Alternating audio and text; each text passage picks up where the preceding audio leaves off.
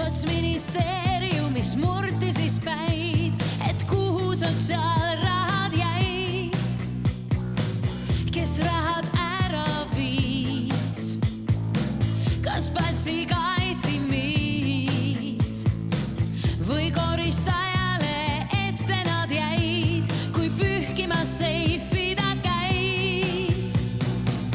Sotsiaalkatastroof, ei keegi pensione too, ei saa isegi hüüda halloo, sest kogu aeg kinni on toon.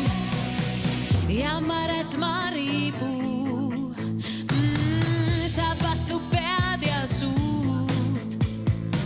Suurkera veereb ta poole käes luud, et tagasi saaks astutud.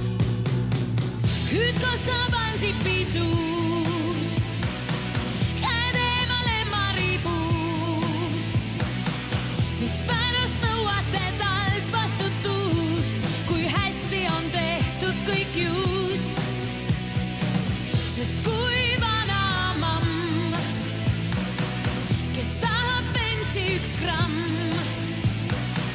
te linnapanka tal pikk on siis samm, pea taastub ka siin.